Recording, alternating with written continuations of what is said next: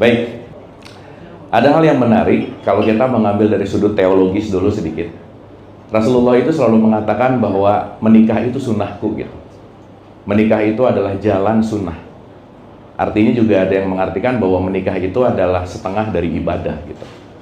Jadi nanti kita menyadari bahwa betapa pentingnya dan sakralnya, karena sampai saat ini belum ada institusi yang terbaik yang menyatukan, entah itu mau bicara psikologi, entah itu mau bicara agama, religion, entah itu mau bicara spiritual, entah itu mau bicara tentang biologi, entah itu mau bicara tentang apapun, penyatuan terbaik sampai saat ini belum ada yang mengalahkan kecuali institusi pernikahan gitu kira-kira. Sehingga kita akan menyadari satu hal, kalau kita bicara dalam konteks ilaihi rojiun, bahwa kita semua ini secara teologis akan ilaihi rojiun itu kembali, bahwa kedatangan kita ke semesta raya ini, saya rasa dalam skup pernikahan itu cuma satu. Kita datang ke sini cuma untuk belajar, kita datang ke sini hanya untuk mengambil sebuah pelajaran. Maka saya selalu mengatakan, hidup ini adalah sekolah, hidup ini adalah the school of life. Maka setiap jam adalah jam pelajaran, setiap tempat adalah tempat belajar, dan siapapun yang datang ke kita pasti mau memberikan pelajaran. Nah, ini bukan mau nakut-nakutin sih ya, tapi pasti kejadian sih. Nanti kalau nggak percaya tanya sama yang udah-udah ya. Nah, pernikahan adalah perang panjang, long war. So, kalau kita bicara tentang long war, kita penting untuk menyadari bahwa hidup ini adalah infinite game gitu. Kehidupan ini adalah permainan yang gak pernah ada berakhirnya. Tetapi yang menarik adalah perang panjang dalam pernikahan itu bukan mencari siapa yang menang dan kalah, tetapi perang untuk saling menumbuhkan gitu. Jadi kalau hidup adalah sekolah, pernikahan adalah universitas kehidupan. Dan kalau udah sekolah tinggi kehidupan, di situ akan ketemu maha guru gitu kira-kira. Maka mungkin kalau kita melihat dalam perspektif bahwa pasangan itu adalah guru terbaik, sekaligus kalau guru terbaik adalah pasangan juga musuh terbaik sih sebenarnya gitu. Jadi suka nggak suka, mau nggak mau bakal dapat musuh, tapi sekaligus menjadi teman bertumbuh yang paling baik gitu kira-kira. Maka dalam perspektif kita bicara dalam kitab suci, katakanlah Quran gitu, Quran itu selalu mengatakan bahwa pasanganmu bisa jadi musuh gitu. Tetapi dalam tanda petik musuh di sini artinya apa? Teman untuk bertumbuh. Oleh karena itu, satu hal yang penting untuk disadari adalah jadikanlah wahana pernikahan ini sebagai tempat universitas kehidupan, karena akan mendapatkan guru sejati terbaik dalam hidup, yaitu pasangannya. Apalagi kalau kita bicara dalam konteks spiritual, sekarang tuh konteks spiritual tuh lagi happening banget gitu ya. Banyak orang yang nyari guru spiritual ke Himalaya lah, ke Bali lah gitu ya. Dan nanti perlu disadari bahwa guru spiritual terbaik itu selalu ada di rumah sih sebenarnya. Karena kita tahu bahwa guru spiritual itu yang membawa kita semakin sabar, semakin ikhlas, betul nggak? Nah, orang yang akan membawa kita semakin sabar, semakin ikhlas, itu pasti pasangan yang paling terbaik gitu. Jadi kalau kita mau jadi orang sabar, perlu ketemu orang nyebelin gitu ya kira-kira. Jadi nanti kita ngerti bahwa orang yang akan membuat kita sabar dan yang sekaligus pasti nyebelin itu pasti pasangan gitu kira-kira ya. Jadi mau nggak mau, suka nggak suka, ya faktanya begitu gitu. Karena ini fakta, kita bicara fakta gitu. Dan ketika nanti kita menyadari bahwa oh, pernikahan ini adalah satu jenjang pendewasaan yang terbaik, dan yang terbaik itulah nanti kita akan mendapatkan guru sejati kehidupan yang terbaik adalah pasangan dan kelak nanti anak. Maka problem besar dalam hidup nggak pernah jauh-jauh datang dari pasangan dan anak juga gitu. Jadi sekaligus ini menjadi tempat meningkatnya kesadaran, sekaligus juga ini menjadi tantangan yang terbaik dalam hidup gitu. Jadi welcome to the club gitu ya, akan masuk ke dalam jenjang yang sangat esensial, karena sekali lagi belum ada pembelajaran hidup terbaik sampai saat ini kecuali institusi pernikahan gitu. Itu yang nomor satu. Jadi siap-siap perang. Perangnya panjang lagi ya. Nah, yang kedua, ada hal yang paling menarik begitu. Ibu dan Bapak yang dirahmati oleh Allah, kita tahu bahwa kalau kita pernah mendengar ada kata-kata man arafah nafsah faqad arafah robbah gitu. Siapa mengenal dirinya pasti mengenal Tuhannya. Nah, jadi penting untuk menyadari bahwa pernikahan ini sebetulnya parameter, indikator, dan partikel antara suami dan istri, dua-duanya ini adalah co-passenger gitu. bahwa pasangan bukan tujuan. Tadi betul kata ibu bahwa pernikahan itu bukan tujuan, tapi pernikahan adalah jembatan untuk ilaihi rojiun, kembali ke, dalam tanda petik, kembali kepada keabadian, kembali kepada esensial, atau kembali kepada Allah itu sendiri gitu. Oleh karena itu kita tahu dan kita sadar bahwa pengembalian ini tidak dalam bentuk fisik gitu. Dan kita menyadari penuh bahwa kita sebagai manusia, esensinya ini bukan hanya tubuh fisik. Bahkan kalau menggunakan sedikit diksi bahwa kita adalah spiritual being yang sedang belajar menjadi manusia gitu. Maka kalau begitu, pernikahan ini bukan upacara fisik. Pernikahan ini bukan menyatukan fisik. Maka di surat 4 ayat 1 Al-Quran itu dikatakan bahwa pernikahan ini kaitannya sama nafs. Pernikahan ini kaitannya dengan yang namanya jiwa, bukan urusan fisik. Sebagai contoh, besok ketika hari hak pernikahan, itu lagi prime time, ganteng-gantengnya, cantik-cantiknya. Tapi semua orang gak bisa melawan gravitasi, by the way. 10 tahun lagi yang akan datang, itu kulit pasti beda, Itu keriput pasti ada, gitu ya. Tingkat kegantengan, kecantikan turun, gitu. Dan itulah kenapa ketika menikahi jasad itu pasti akan bosan gitu. Maka Quran itu selalu mengatakan bahwa nikahilah jiwanya, karena the soul is always eternal. Dalam konteks ketika kita tidak hanya berbicara dalam biological marriage, tetapi juga konteksnya adalah inilah yang disebut the soul marriage. Makanya pasangan itu sering disebut soul mate. Nggak ada pasangan, kenalin dong body mate aku, nggak ada Bu, Pak. Betul nggak? Yang ada adalah soul mate. Maka inti dari pernikahan adalah bagaimana menyatukan jiwanya. Jadi alih-alih hanya menyatukan tubuh biologis, tetapi hal yang lebih esensi adalah bagaimana pertumbuhan jiwa untuk saling menyatu dalam menikah dengan jiwanya. Oleh karena itu, pernikahan jiwa ini tidak lekang oleh waktu, nggak ada kaitannya sama 10-20 tahun yang akan datang dengan wujud fisik yang berbeda, tetapi soulmate akan selalu hadir untuk saling membagi cinta, itu intinya. Nah, yang ketiga, ini kita sampai 17, Mas Ayah, banyak ya, nggak apa-apa ya. Yang ketiga, ini hal yang lumayan esensial gitu.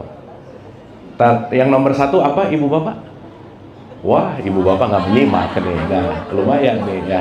Ini nih, nomor satu apa? Perang panjang. Nah, tapi biasanya abis gini yang diingat perangnya terus sih, nggak apa-apa sih ya. Oke. Yang kedua adalah tentang soul. Ya, yang kedua ini adalah tentang soul. Nah, yang ketiga ini yang lagi happening nih. Perlu digarisbawahi. Di dalam hidup itu nggak pernah ada jodoh, titik. Dalam hidup itu tidak pernah ada kata yang namanya jodoh tuh nggak ada. Kenapa? Banyak orang yang hari ini sebelum nikah ngomong, kayaknya kita jodoh deh, gitu. Tapi abis 3 tahun, 4 tahun ngomong lagi, kayaknya kita kurang jodoh deh, gitu, kira-kira. Gitu ya. Sehingga esensial yang disebut dengan jodoh mungkin kita agak penting melihat lebih dalam bahwa kenapa saya mengatakan dalam hidup ini tidak ada jodoh, karena dalam hidup yang terpenting bukan jodohnya, tetapi saling terus-menerus menjodohkan. Karena nggak ada yang fix hari ini jodoh dan jodoh seumur hidup, itu nggak ada. Kenapa? Karena dalam hukum semesta terjadi yang disebut dengan yang namanya kedinamisan.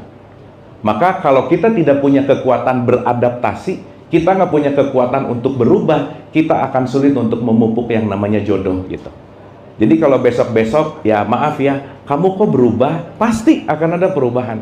Kamu kok kayak dulu lagi, ya pasti akan ada perubahan. Karena kenapa? Perubahan itu pasti, maka kekuatan beradaptasi dalam menghadapi untuk selalu mengupdate jodoh, itu penting banget gitu. Dan hal yang paling penting dalam menghadapi ini, hal yang paling penting adalah tidak ada yang ideal dalam hidup gitu. Karena biasanya sebelum nikah suka ngomong, he is the right man, gitu ya. Nanti 3 tahun gitu ya nggak kecewa sih biasanya sih ya gitu. Mau right man, right spouse itu biasanya kecewa gitu. Jadi jangan pernah mencari ideal dalam hidup karena ideal itu nggak ada. Kalau kita nyari yang nggak ada, pasti stres, depresi, dan anxiety gitu. Dan tidak pernah ada pasangan yang ideal dalam hidup karena semuanya pasti bertumbuh gitu kira-kira. Sip ya? Oke. Nah, yang berikutnya ada satu poin nih. Ibu bapak, teman-teman, sahabat yang dirahmati Allah, pernikahan itu transformasi, jangan lupa. Karena sebelum akad itu biasanya tahapannya namanya fall in love. Ya. Dan kita tahu bahwa kalau orang lagi fall in love, semuanya jadi bego gitu kira-kira. Ya. Jadi nggak sadar, jadi nggak tahu diri dalam tanda petik, lupa segala sesuatu. Maka fase fall in love itu fase di mana semuanya seems beautiful. Udah gitu kira-kira. Semuanya indah, semuanya oke. Karena ketika kita lagi fall in love, kita lagi di hijack sama hormon gitu. Mau oksitosinnya bertambah, dopaminnya bertambah. Intinya sekarang sebelum pernikahan itu adalah fase fall in love. Tapi nanti bentaran abis nikah bisa kaget-kaget sih gitu kira-kira. Karena sesuatu yang seems beautiful sebelum pernikahan yang kita di hijack sama hormon, kita akan menghadapi yang namanya realitas gitu. Dan realitasnya itu tidak seindah ketika fall in love sih sebetulnya gitu. Maka fase perpindahan ini disebut fall in love menuju unconditional love. Itu yang paling penting. Karena sesaat lagi ketika habis akad, itu nanti ada honeymoon effect tuh biasanya sebulan still fall in love, 2 bulan, 3 bulan. Nah nanti ada titik kulminasi biasanya. Titik kulminasi yang masuk dari fase fall in love untuk menerima realitas yang disebut menerima dengan unconditional love gitu kira-kira.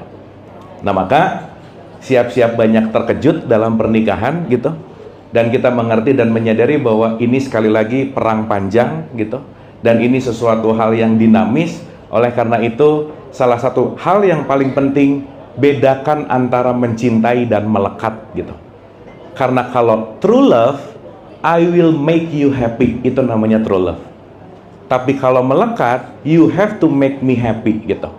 Sehingga jangan pernah menyimpan remote control kebahagiaan kita di pasangan gitu. Karena begitu remote control kebahagiaan kita dititipin di pasangan, siap-siap banyak kecewanya aja. Maka kalau dalam perspektif tasawuf itu ada kalimat yang menarik bahwa sebelum menikahi makhluk, nikahilah Tuhan. Nikahilah Allah. Karena begitu sudah menikahi Allah, maka dirinya akan penuh kasih sayang. Maka kalau diri sudah penuh kasih sayang, kita tidak akan craving kasih sayang dari pasangan, dan tugas kita hanya menyalurkan kasih sayang. Jadi nggak usah craving love dari siapapun, karena kenapa? Kalau kita sudah penuh dengan Allah, dengan penuh dengan maha cinta kasih, maka kita sudah cukup, dan tugas kita hanya menjadi distributor cinta itu sendiri gitu. Nah jadi siap-siap banyak kejutan, itu juga ya penting sekali, turbulensnya pasti ada gitu. Dan itu semua ketika kita mulai dilihat dalam bentuk yang namanya kesadaran, semoga bisa dilalui dan dijadikan tahapan demi tahapan untuk lebih baik lagi. Oke, dan mungkin ini terakhir, karena ngomongin pernikahan tuh panjang gitu ya, tapi mudah-mudahan ini core-core-nya gitu. Ibu bapak oke? Ibu bapak lemas-lemas gini, oke nggak ini? Nah, ini kalau udah perang panjangnya kelamaan gini ya, nah lemas gitu ya. Oke. Nah, ini yang paling terakhir, yang paling penting sih saya rasa. Oke. Dalam perspektif sudut pandang Quran katakan gitu ya. Satu hal dalam konteks kemuliaan itu, Al-Quran itu selalu mengatakan bahwa inna akramakum indallahi atqakum. Manusia yang paling mulia itu adalah manusia yang paling takwa. Jadi maaf ya, nggak ada loh di Quran kata-kata manusia yang paling mulia adalah yang rajin umroh, nggak ada gitu. Jadi rajin umroh belum tentu takwa. Nggak ada kata-kata yang paling mulia adalah yang rajin tahajud, belum tentu. Karena rajin tahajud belum tentu takwa. Nggak ada kata-kata yang paling mulia adalah yang udah haji, nggak ada juga. Karena kenapa? Yang berhaji belum tentu takwa. Maka puncak dari semua, inti dari pernikahan adalah bagaimana menuju kepada titik yang namanya takwa. Maka kalau kita bicara ritual, jangan sampai ritual sebagai jembatan tidak menghantarkan kita menuju kepada yang namanya takwa. Setuju Ibu Bapak? Setuju? Jadi yang paling mulia orang yang paling apa? Sip, mantap. Jadi yang penting puasanya atau takwanya? Dua-duanya tetap. Puasa jembatan, takwa itu titik sampainya. Sholat jembatan, takwa itu titik sampai. Tapi jangan sampai muter-muter di jembatan, nggak nyampe-nyampe gitu kira-kira. Nah, yang menarik adalah kalau kita nanti di akad itu suka dibaca di surat 4 ayat 1, pernikahan ini adalah update sistem untuk menjadi lebih takwa gitu.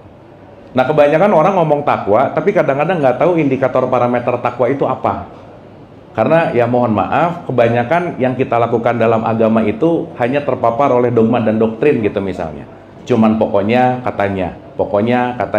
Jadi mungkin di dalamnya tidak penuh dengan pemahaman, tidak penuh dengan pengertian, kita hanya mengikuti sesuatu yang mungkin bahkan kita tidak mengerti gitu. Nah, oleh karena itu, ini saya rasa the powerful message-nya dari semuanya, at least takwa itu ada 3 gitu. Kalau kita mengacu ke Quran di surat Al-Imran 133, 134, 135, ada 3 poin. 1, kita datang ke sini nggak pernah minta, dan kita datang ke sini hanya sebagai tamu. Maka yang namanya tamu tidak pernah punya hak memiliki. Jadi kalau hari ini ada orang yang kerjaannya merasa kehilangan terus, kehilangan apa? Orang nggak pernah memiliki gitu. Maka hubungan pernikahan bukan hubungan untuk saling memiliki. Justru pernikahan adalah hubungan untuk saling membebaskan. Karena the true love itu bukan menggenggam, bukan mengatur, tapi true love adalah membiarkan menjadi benih seutuhnya. Maka kata kuncinya adalah detachment, melepaskan yang namanya kemelekatan. Maka salah satu poin di dalam Al-Quran tentang takwa, nomor 1, siapa sih orang yang bertakwa? Orang yang melepaskan diri dari kemelekatan. Ya, kita make it simple. Quran selalu mengatakan, siapa orang takwa nomor 1? Orang yang pandai berinfak atau bersedekah, baik lapang maupun sempit. Itu nomor 1. Karena indikator parameter paling sederhana kita melekat atau tidak, kita mau melepas atau tidak. Jadi, to be simple, siapa orang takwa nomor 1? Orang yang enggak pelit. Udah, gitu aja. Oke, Ibu Bapak setuju ya? Ibu Bapak, saya mau nanya, ada nggak orang yang rajin sholat tapi pelit? Ada nggak Bu Pak? Jangan banyak, nggak enak. Ada aja, ada. Nah, berarti kalau sholatnya rajin tapi pelit, nggak nyampe dia, gitu ya. Umroh rajin tapi pelit, nggak nyampe juga. Artinya apa? Dia cuman olahraga tetapi tidak mengolah ketakwaannya, gitu kira-kira. Karena kata kunci dari ketakwaan itu konteksnya adalah belajar melepas kemelekatan. Jadi nomor 1, semoga pernikahan semakin membawa Mas Ayah sama Mbak Olivia menjadi orang yang lebih dermawan. Itu nomor 1. Nah, yang kedua, makanya ibu bapak yang belum punya menantu, tips and trick mencari menantu nomor 1, tanya kamu pelit atau enggak, udah gitu aja. Ya, ibu bapak yang menantunya pelit pasti pusing, udah gitu aja ya. Nah, karena itu penting banget gitu. Oke, yang nomor 2, kalau nomor 1 kita bicara dalam konteks bahwa kemelekatan, ini saya rasa yang penting untuk dibawa dalam pernikahan kapanpun dan dimanapun. Karena orang takwa nomor 2 adalah orang yang pandai mengontrol amarah. Orang yang bisa kontrol the ego. Karena manusia tidak pernah punya masalah dengan apapun dan siapapun kecuali dengan egonya, titik. Jadi kalau ada suami istri berantem, suami berantem sama egonya, istri berantem sama egonya, ketemu, saling salah-salahan.